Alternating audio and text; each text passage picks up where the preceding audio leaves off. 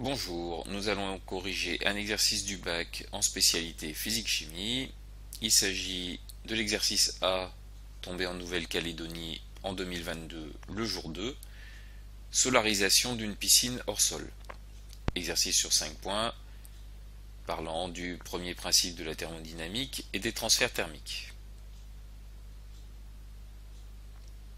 D'abord l'introduction. Un particulier désire élever de quelques degrés la température de sa petite piscine hors sol à l'aide d'un dispositif simple, peu coûteux et écologique.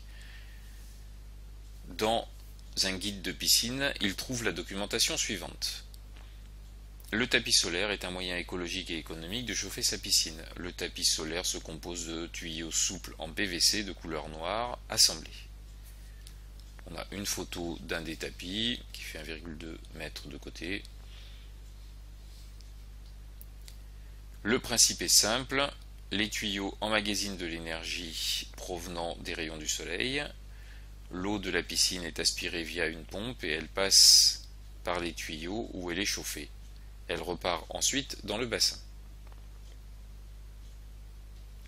Le tapis solaire est doté de connecteurs qui permettent de relier entre eux jusqu'à 6 tapis en série, en fonction du volume d'eau de la piscine à chauffer. Et on a un tableau en fonction du volume de la piscine du nombre de tapis recommandés. Un tapis est un carré d'1,2 m de côté.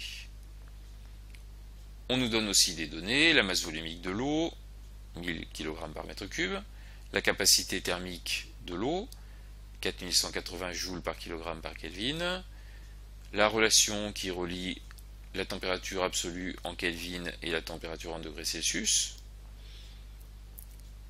On nous indique comment on calcule le rendement d'un capteur solaire, donc avec le rapport de la puissance utile fournie par le capteur sur la puissance thermique incidente du rayonnement solaire arrivant à la surface du capteur. Donc état CPU sur PI, et le rendement d'un tapis solaire qu'on va utiliser dans l'exercice est de 0,21. On nous indique la conversion kWh-joule et le coût d'un kWh, avec une erreur dans le sujet de base, c'est 0,16 € pour 1 kWh. On nous donne aussi les caractéristiques de la piscine, donc hauteur d'eau 1,3 m et surface du bassin 8 m². Pendant le jour, les rayons du soleil parviennent à la surface de l'eau qui se réchauffe.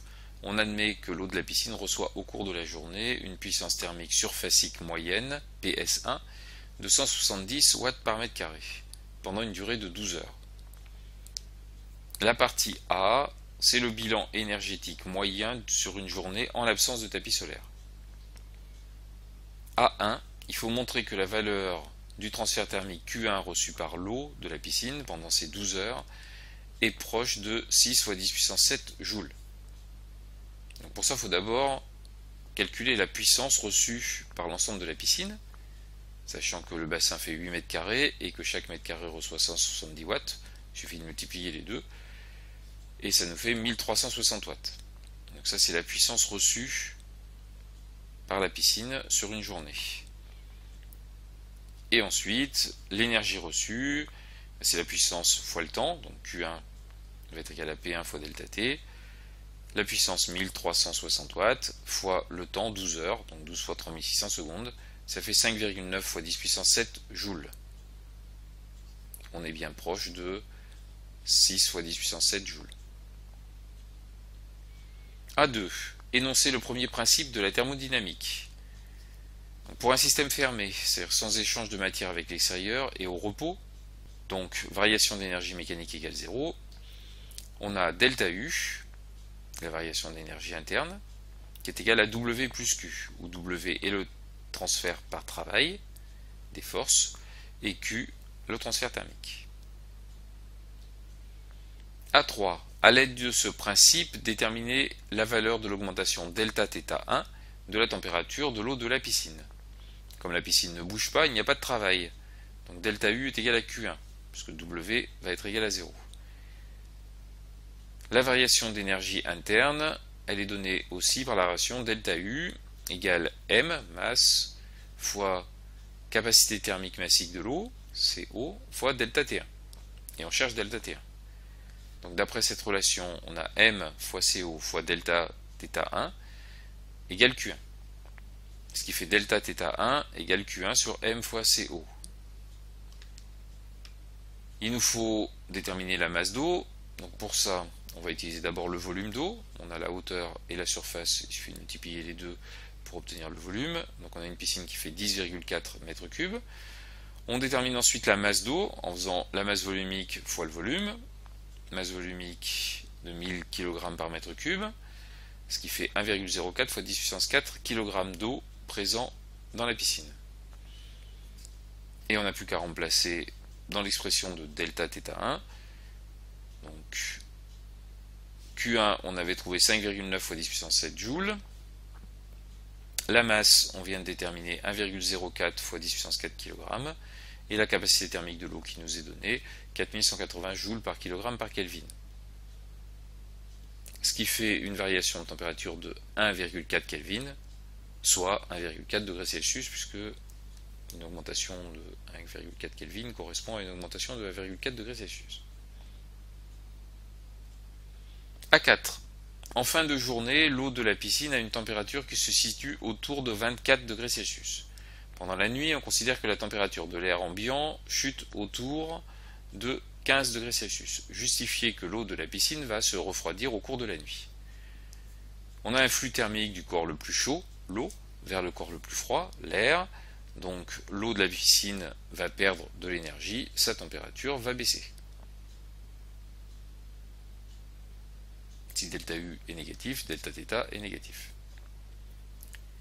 A5. Proposer une solution simple pour éviter les déperditions thermiques. Donc il faut pour ça diminuer le flux thermique entre l'air et l'eau. La meilleure solution, c'est de couvrir la piscine, mais on peut aussi mettre un isolant autour de la piscine pour éviter les pertes par transfert thermique. Partie B. Chauffage de la piscine à l'aide des tapis solaires. Pour élever de quelques degrés la température de l'eau de la piscine à un faible coût, le particulier décide de l'équiper de tapis solaires qu'il raccorde à la pompe, lui permettant de filtrer l'eau. B1. Identifier le mode de transfert thermique qui explique que le matériau des tapis se réchauffe et que l'eau qui circule dans les tapis se réchauffe. Donc, le matériau des tapis va se réchauffer par rayonnement. Il reçoit le rayonnement du soleil, ça provoque de l'agitation thermique, et donc une augmentation de la température du matériau des tapis. Et cette énergie va être transférée par conduction à travers le matériau du tapis jusqu'à l'eau. B2. Déterminer la valeur de la puissance thermique incidente, PI, du rayonnement solaire qui arrive sur un seul tapis. Donc, il nous faut la surface des tapis, on connaît la longueur d'un côté, 1,2 m. Donc la surface, ça va être 1,2 au carré, 1,2 m fois 1,2 m, multiplié par la puissance surfacique, qu'on a vu tout à l'heure, 170 watts par mètre carré. Ça nous donne une puissance thermique incidente de 245 watts. B3. Déterminer la valeur de la puissance thermique PU fournie par ce tapis à l'eau. On a l'expression du rendement, PU sur PI qui est égal à 0,21, donc PU est égal à 0,21 fois PI, puissance incidente de 245 watts, fois 0,21, ça nous donne 51 watts. B4. On suppose que la saison dure 3 mois à raison de 12 heures de chauffage solaire par jour. Sachant qu'un tapis coûte 20 €, indiquez si le coût d'investissement pour l'achat des tapis recommandés pour réchauffer la piscine sera amorti en fin de saison, si on compare au coût de la consommation d'un chauffage électrique. Le candidat est invité à prendre des initiatives, toute démarche même incomplète sera valorisée. N'hésitez pas à écrire, puisque ça va vous rapporter des points à partir du moment où vous avez fait une partie du travail, même si vous n'arrivez pas au bout. Pour pouvoir comparer, il faut calculer le coût de chaque mode de chauffage. Le volume de la piscine qu'on a calculé tout à l'heure est de 10,4 m3, donc on est entre 8 et 12, il nous faut 3 tapis. Chaque tapis coûte 20 €, donc ça va coûter 60 €. Maintenant il va falloir faire le coût pour le chauffage électrique, donc il faut déterminer l'énergie nécessaire, qui correspond à celle fournie par 3 tapis pendant 3 mois, 12 heures par jour. La puissance utile, c'est 51 watts. Pour chaque tapis, il y a 3 tapis, donc on multiplie par 3, et on multiplie par le temps pour avoir l'énergie. Ça fait 3 fois 51 fois 3 mois de 30 jours à 12 heures par jour. Donc 3 fois 30 fois 12 fois 3600 secondes. Ça fait 6 fois 10 puissance 8 joules. Cette énergie qui est en joules, on va la transformer en kWh. Donc 6 fois 10 puissance 8 divisé par 3,6 fois 10 puissance 6, puisque 1 kWh c'est 3,6 fois 10 puissance 6 joules, c'est ce qui est indiqué dans les données. Ça nous fait 165 kWh pour l'énergie.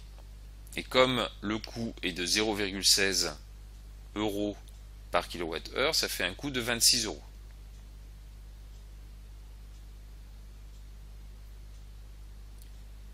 Donc le chauffage électrique coûte moins cher, 26 euros, que l'achat des tapis, 60 euros. Mais il va falloir payer ça, ces 26 euros chaque année, alors que les tapis sont réutilisables. Donc au bout de la 3e année, ce sera rentable.